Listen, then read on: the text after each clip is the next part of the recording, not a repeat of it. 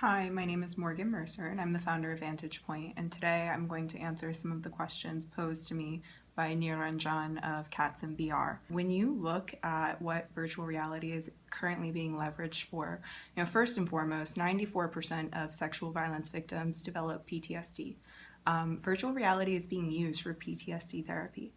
Virtual reality is being used to create empathy around various different topics, both within the medical space, individuals who are colorblind, people who suffer from like Alzheimer's and other disorders. But then it's also being used in aviation and again in the medical space for more effective training programs. And part of the primary reason for that is because you can simulate the external, the internal stimuli, all of these things that are present, such as fight or flight or the freeze response or, the psychological and emotional aspects of a situation that, you can't convey through reading, off of a textbook or, from watching just a simple video.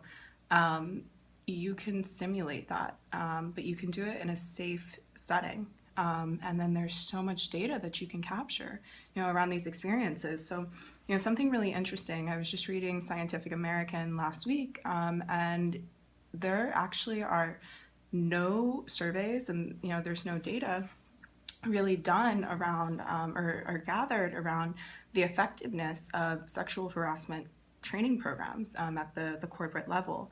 And then at the collegiate level, we know that it's heavily regulated. There are tons of assessments. The CDC is their own rating scale. And we know they're not as effective as they could be, but within sexual harassment training programs, there's no data gathered. And even if there were data gathered, that data is limited.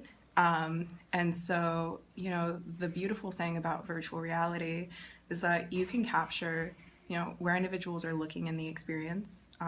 You can capture, how quickly somebody responds, how closely that aligns with the way that they think that they would respond, whether, their heart rate speeds up, breathing patterns, etc.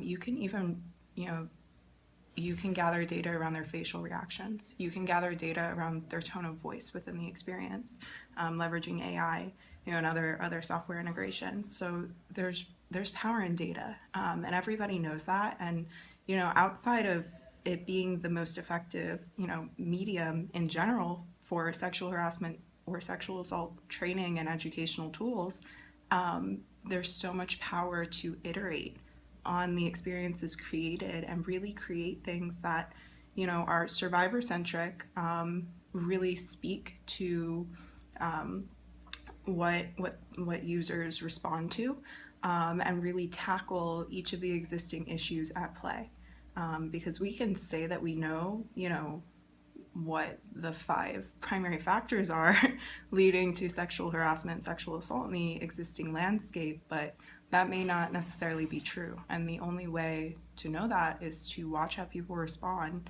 watch the data that we can gather, qualitative and quantitative, and really validate our hypotheses and, move forward from there and see, how our training programs can, really help shift and really help change culture.